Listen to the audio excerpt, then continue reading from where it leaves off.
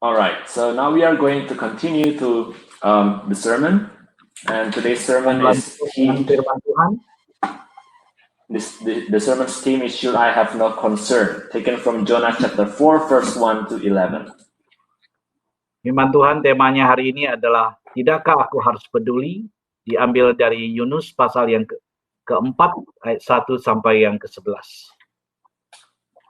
I invite you to open your Bible with us. Saya mengundang Bapak Ibu untuk membuka Alkitab masing-masing. And then we are going to read it together, but before that we are going to pray. Kita akan membaca bersama, tapi sebelumnya mari kita berdoa.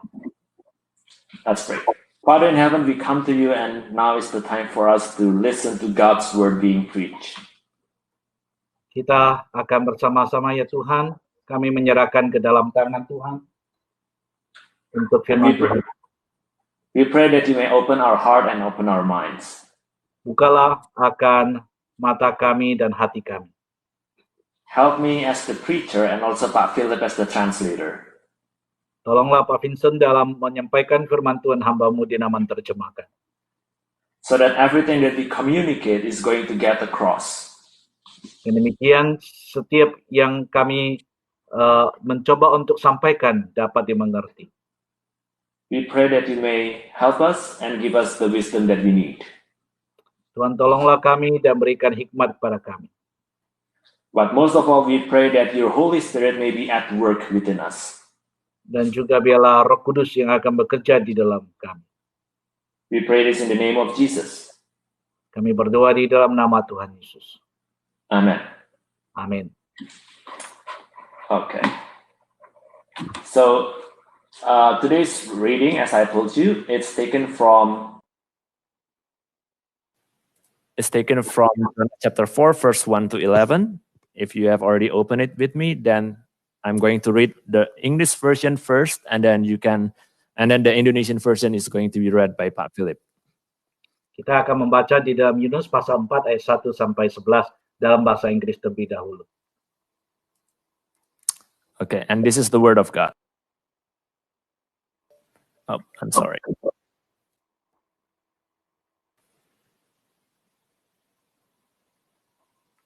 This is the word of God. But Jonah, this seemed very wrong, and he became angry. He prayed to the Lord, "Isn't this what I said, Lord, when I was still at home? This is what I tried to forestall by fleeing to Tarshish. I knew that you are a gracious and compassionate God, slow to anger and abounding in love, a God who relents from sending calamity. Now, Lord, take away my life, for it is better for me to die than to live." But the Lord replied, "It is right for you to be angry." Jonah had gone out and sat down at a place east of the city. There he made himself a shelter, sat in its shade, and waited to see what would happen to the city. Then the Lord God provided a leafy plant and made it grow up over Jonah to give shade for his head, to ease his discomfort, and Jonah was very happy about the plant. But at dawn, the next day, God provided a worm, which chewed the plant so that it withered. When the sun rose, God provided a scorching east wind, and the sun blazed on Jonah's head so that he grew faint.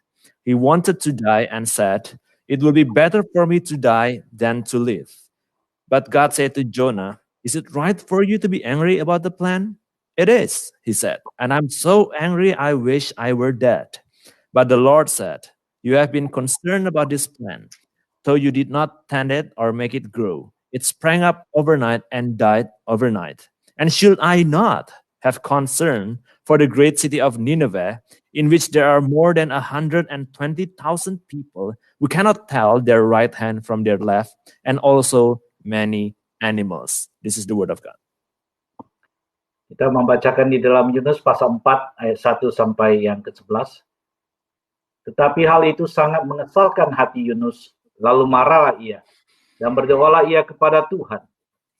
Katanya, "Ya Tuhan, bukankah telah kukatakan itu ketika aku masih di negeriku? Itulah sebabnya maka aku dahulu melarikan diri ke Tarsis, sebab aku tahu bahwa Engkaulah Allah yang pengasih dan penyayang, yang panjang sabar dan melimpah kasih setia, serta yang menyesal karena malapetaka yang hendak didatangkannya. Jadi sekarang ya Tuhan, cabutlah kiranya nyawaku, karena lebih baik aku mati daripada hidup. Tetapi firman Tuhan, layakkah engkau marah? Yunus setelah keluar meninggalkan kota itu dan tinggal di sebelah timurnya, ia mendirikan di situ sebuah pondok, dan ia duduk di bawah naungannya menantikan apa yang akan terjadi atas kota itu. Lalu atas penentuan Tuhan Allah, tumbuhlah sebatang pohon jarak melampaui kepala Yunus untuk menaunginya, agar ia terhibur daripada kekesalan hatinya. Yunus sangat bersukacita karena pohon jarak itu.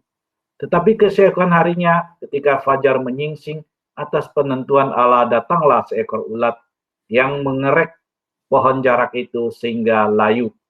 Segera sesudah matahari terbit, maka atas penentuan Allah bertiuplah angin timur yang panas terik, sehingga sinar matahari menyakiti kepala Yunus. Lalu rebalah ia lesu dan berharap supaya mati, katanya, lebih baikkah aku mati daripada hidup? Tetapi firman Allah kepada Yunus, layakkah engkau marah karena pohon jarak itu? Jawabnya, selayaknya aku marah sampai mati. Lalu Allah berfirman, engkau sayang kepada pohon jarak itu, yang untuknya sedikit pun engkau tidak berjerih payah, dan yang engkau tidak tumbuhkan, yang tumbuh dalam satu malam dan binasa dalam satu malam pula.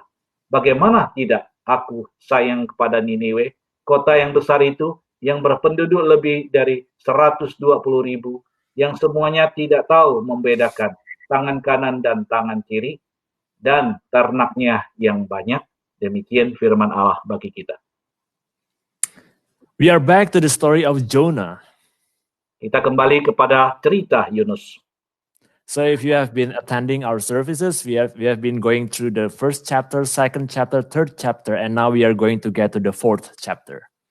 Jikalau Bapak Ibu ingat, kita telah mengikuti akan kitab Yunus, pasal pertama, kedua, ketiga, dan sekarang pasal yang keempat. And this is the end of the eventful journey of Jonah. Ini adalah akhir cerita daripada kisah yang begitu menarik dari Yunus. In order to get back on track, let me summarize to you what have we been listening about Jonah so far. Mari kita akan rangkumkan apa yang terjadi pada Yunus. So you know that Jonah was told that he was like given a command by God to go to Nineveh and preach repentance to the people of Nineveh. Tuhan telah memberikan perintah kepada Yunus untuk pergi ke Niniwe untuk memberitakan akan berita agar mereka bertobat. And we know that the people of Nineveh is not the nicest people in the world. Kita tahu orang Niniwe bukanlah orang yang baik.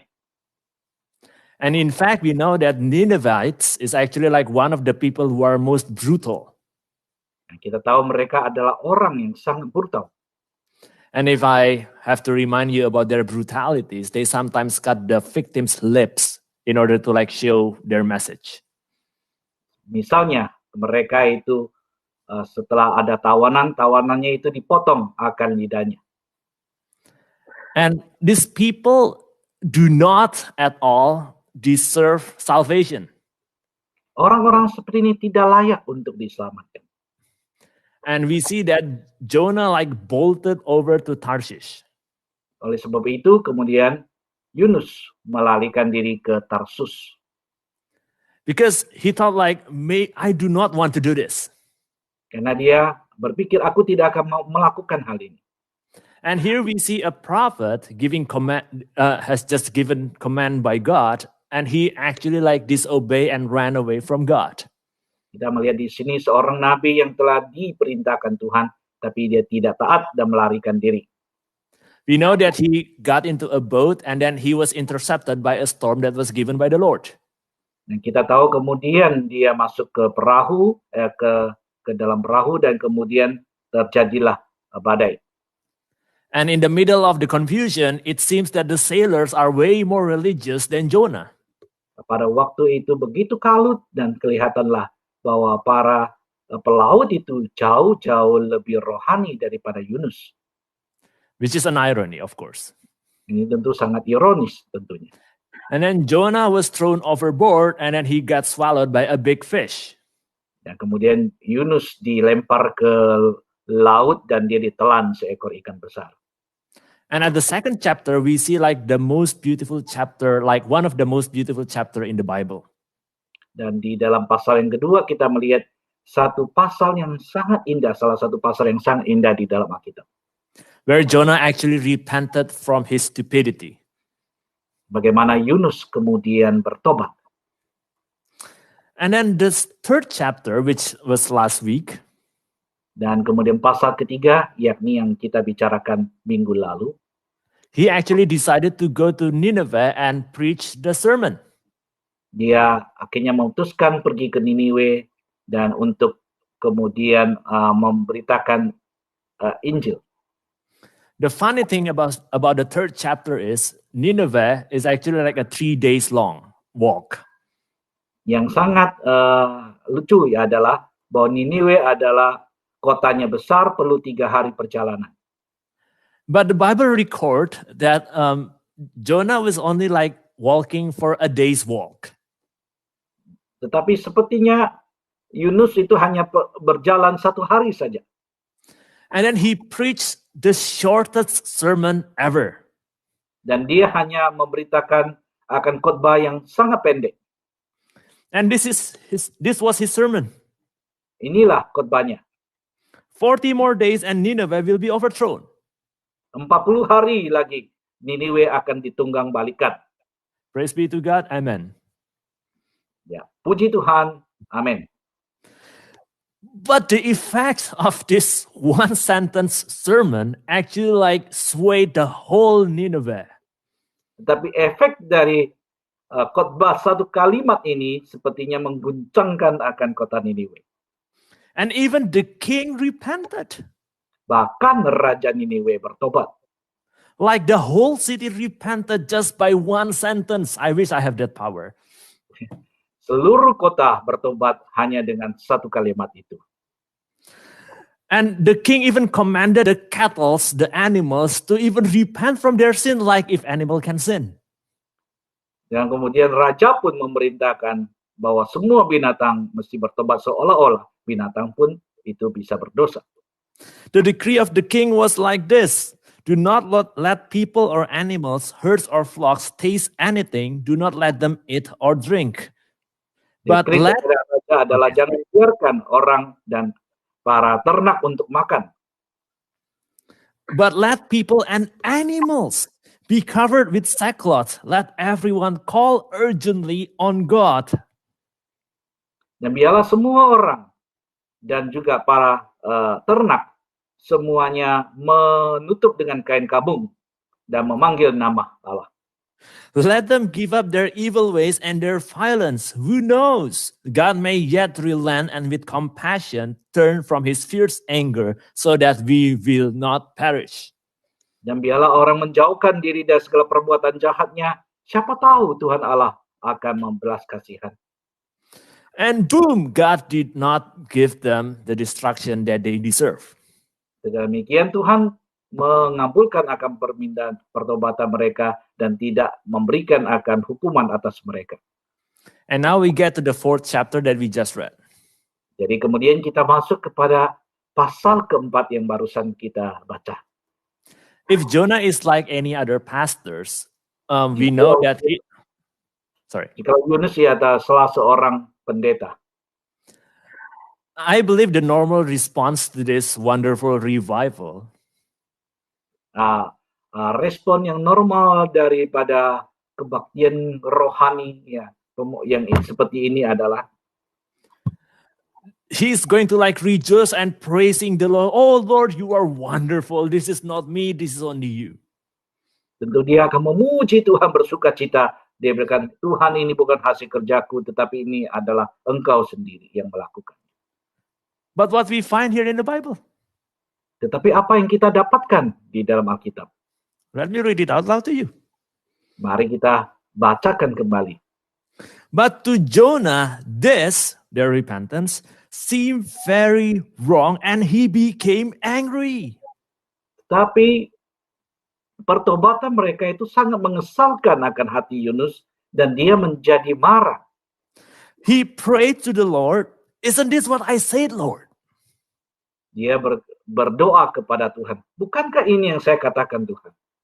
When I was still at home, this is what I tried to forestall by fleeing to Tarshish. Ini yang saya telah pikirkan saat saya melarikan diri ke Tarsus. So basically, Jonah knew that if he goes to this mission, then this mission will be successful.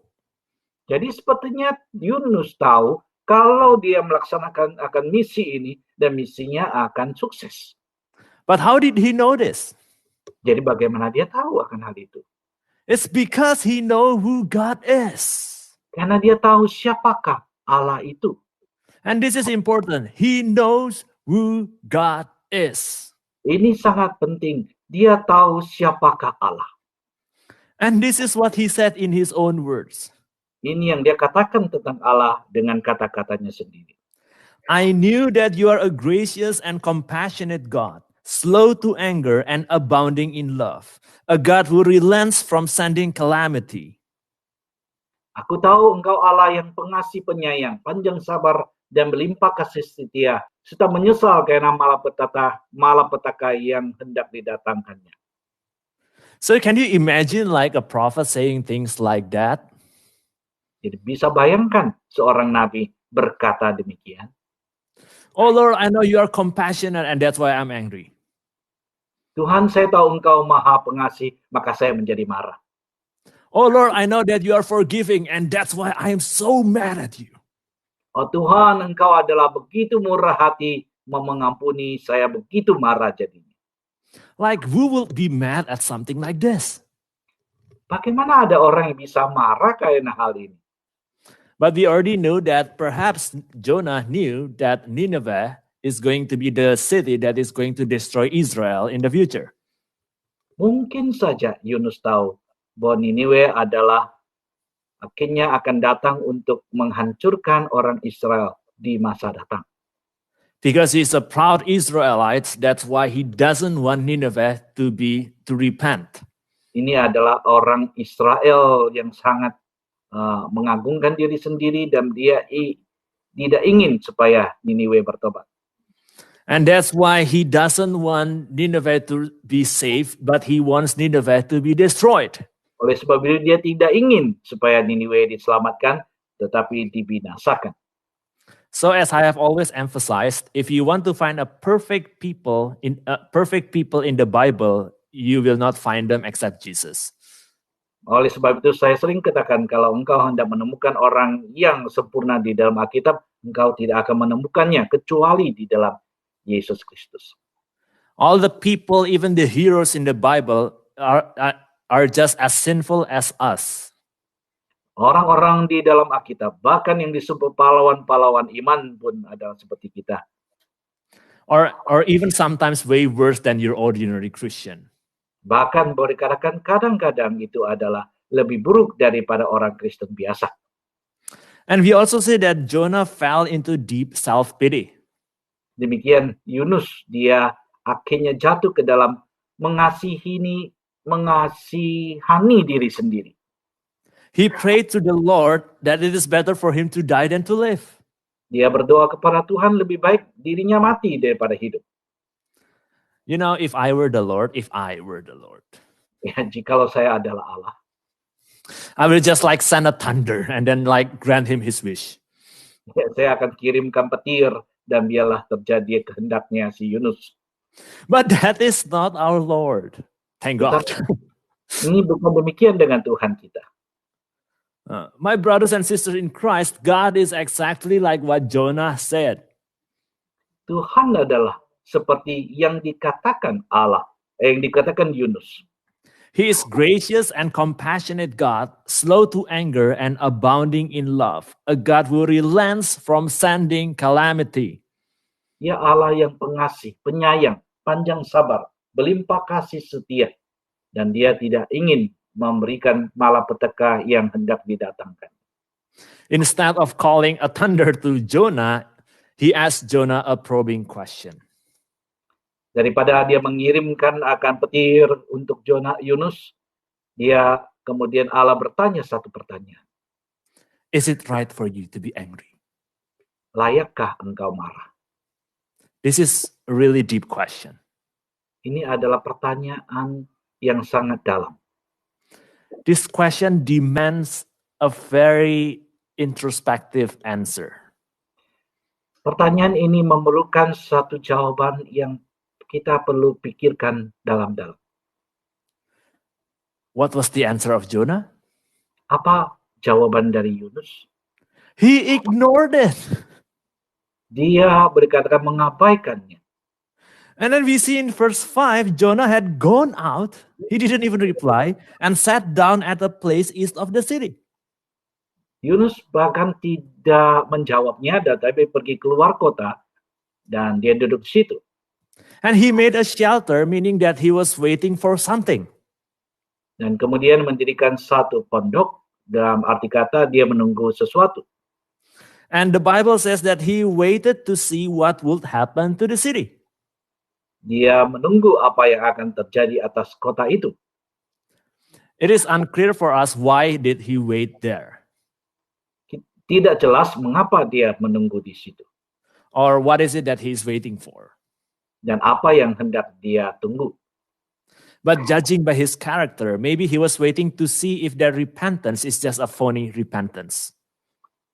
Kalau kita hendak menilainya, mungkin dia sedang menunggu apakah pertobatan orang Niniwe ini hanyalah pertobatan yang palsu saja.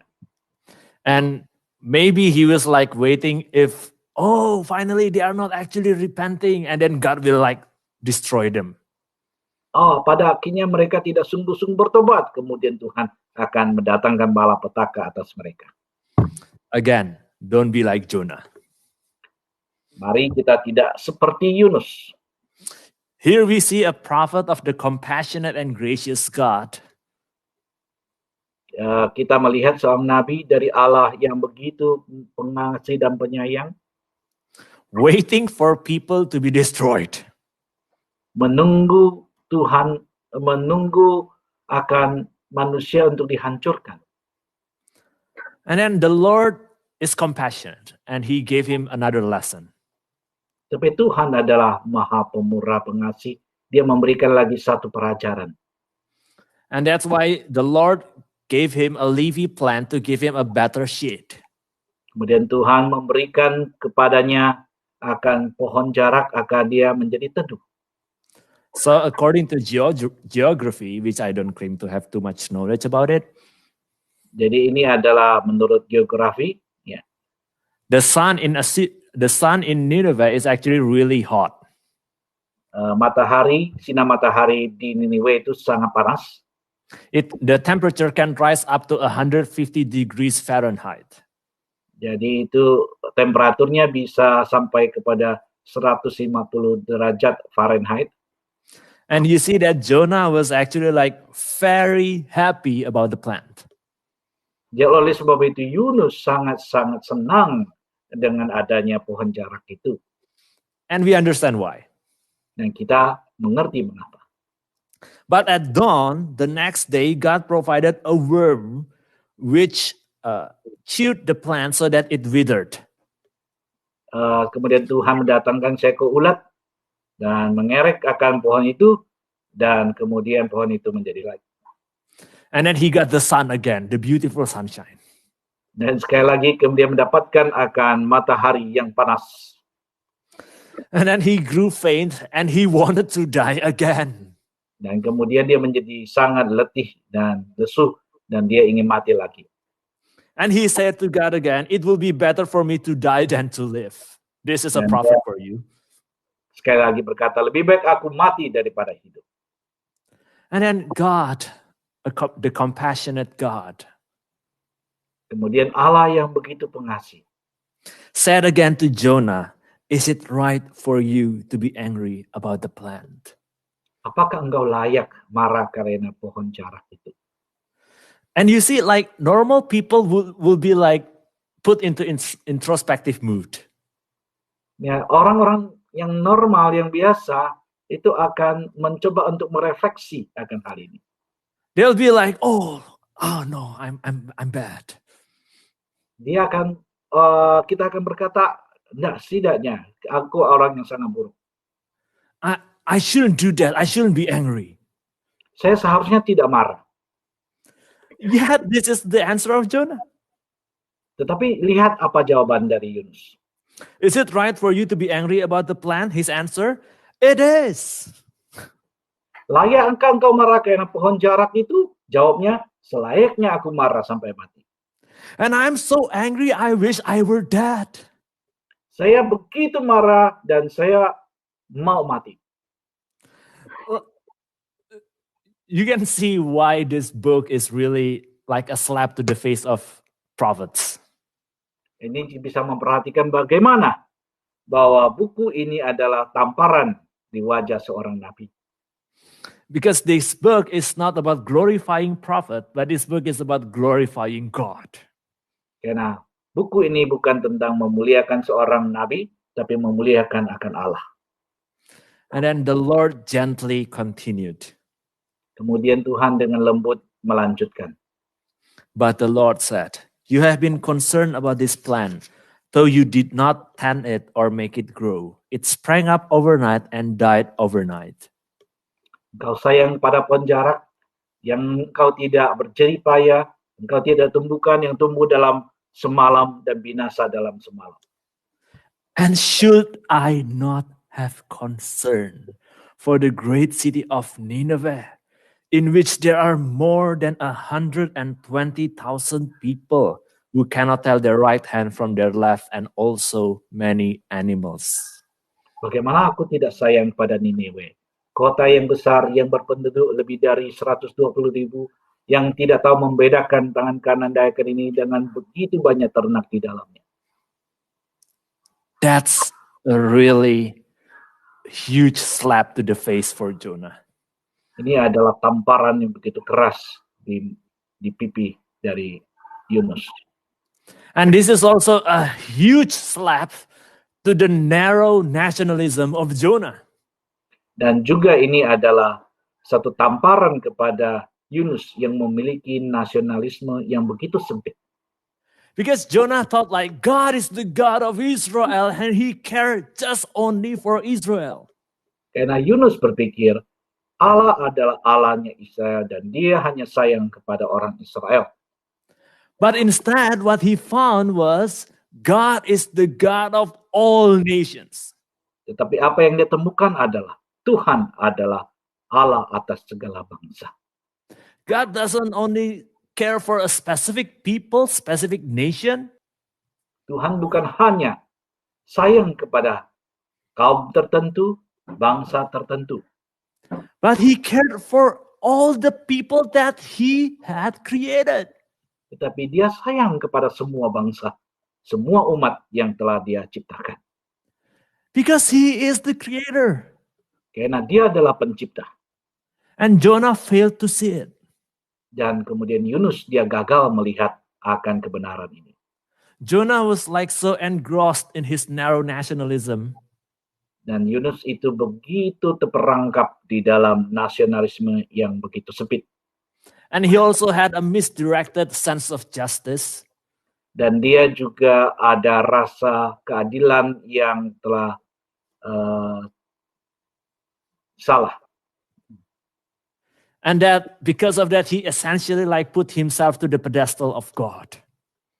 Seolah-olah kemudian meletakkan diri di dalam posisi Allah. And he feels that he has the right to judge. Dan dia seolah merasa mempunyai satu hak untuk menghakimi. And you might be wondering, what was Jonah's reply to this last explanation from God? Dan tentunya kita juga apa yang terjadi pada Jonah dan bagaimana Yunus dia meresponi akan hal ini. But the book ended without any reply from Jonah. Tetapi buku ini tidak ada jawaban dari Yunus. Because this book is never written for Jonah. Karena buku ini tidak pernah ditulis untuk Yunus. This book was written for the people of Israel who think that they are the best people. Buku ini ditulis untuk orang Israel yang berpikir mereka adalah orang yang paling baik. And because of that, they can like be egoistic about this. Dan mereka kadang merasa egoistik tentang hal ini. Of course, not all the people of Israel is like this. Tentu saja tidak semua orang Israel, bangsa Israel egoistik. But for those people who have this tendency like Jonah, this book is for them. Tetapi untuk mereka yang mempunyai tendensi seperti Yunus, buku ini diperuntukkan bagi mereka. And this book is also written for us. Dan buku ini juga dituliskan untuk kita. I have a few application from this book. Saya beberapa aplikasi bagi kita untuk dari buku ini. And I hope we can reflect upon it together. Dan bila kita boleh merefleksikan bersama. First, too many times we are so focused on our own problems and perplexities that we stop altogether being merciful and compassionate to those around us. Seringkali kita terlalu banyak untuk memfokuskan kepada masalah kita sendiri sehingga kita tidak lagi akan belas kasihan kepada orang-orang di sekitar kita. We think like, my business is not done yet. Kita berpikir, masalahku belum selesai, pekerjaanku belum selesai. Why should I care? Mengapa saya harus peduli? And what makes it worse is like as sinful human beings, apa yang lebih buruk lagi adalah orang manusia yang berdosa. Our heart is deeply inclined toward egoism. Hati kita itu cenderung egois. That is to think only of ourselves instead of others. Yang selalu berpikir untuk diri sendiri daripada berpikir untuk orang lain. Even if we widen our scope of care, bahkan ketika kita melebarkan akan concern kita, we usually care only for those people who are nearest to us. Kita hanya peduli dengan orang-orang yang paling dekat dengan kita. Like our family, our basketball team, our community, or even our church. Seperti keluarga kita, ya tim basket kita, bahkan hanya komunitas atau gereja kita. But today we have learned that God has compassion not only to our community. Kita hari ini belajar bahwa Allah bukan hanya peduli akan komunitas kita. God is not only concerned with our nation, our country. Tuhan bukan hanya peduli untuk bangsa kita dan kaum kita. If I want to put it very specifically, jadi kalau kita lebih spesifik lagi, God does not care only for United States of America. Tuhan bukan hanya peduli bangsa Amerika. God does not only care for Indonesia. Tuhan bukan hanya peduli Indonesia. God does not only care for China. Tuhan bukan hanya peduli akan Tiongkok. In the eyes of God, everyone is His creation. Di mata Tuhan, setiap orang adalah ciptaannya. His compassion extends to all nations. Belas kasihannya adalah bagi setiap bangsa. And that is why He commanded us to make disciples of all nations. Oleh sebab itu dia memerintahkan kita untuk memuridkan semua bangsa. I believe the Bible is not saying that we should stop caring for ourselves or our community. Alkitab tidak mengatakan bahwa kita harus berhenti untuk peduli akan diri kita sendiri dan juga komunitas kita. But simply the Bible is telling us that if you love for your community, tetapi Alkitab berkata jika kita peduli akan komunitas kita, if that good love, jika kasih itu trumps other love for other nations, dan melebihi daripada kasih akan bangsa lain, to the extent that we hate other people that is not in our circle, sampai-sampai kita kemudian membenci akan bangsa yang tidak di dalam lingkaran kita sendiri, that's a big problem. Maka itu adalah masalah besar. If you love only our party, jikalau engkau hanya sayang kepada partai kita sendiri, hanya bagian, and you can fill in the blank what party it is. Nah, engkau bisa mengatakan ini partai apa.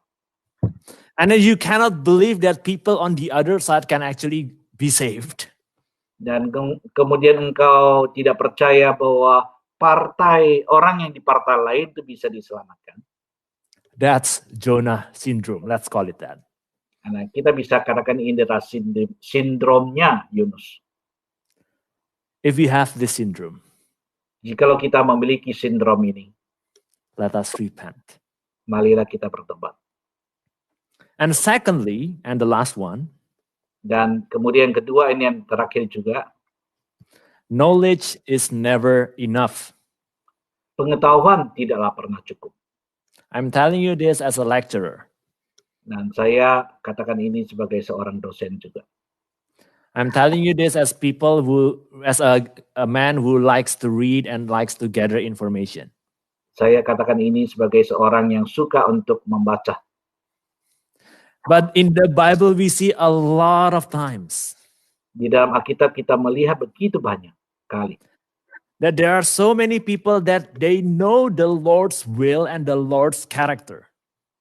yang tahu akan kehendak Tuhan dan tahu akan karakter Tuhan. That is Jonah or the Pharisees. Ada Yunus dan juga ada orang Farisi. But we also see that they are not always obedient. Tetapi kita juga melihat mereka tidak selalu taat. And that's why I would like to encourage each one of us. Oleh sebab itu saya hendak mendorong setiap kita. Not only that we have a passion for mission for other people. Bukan saja kita memiliki satu passion untuk orang lain.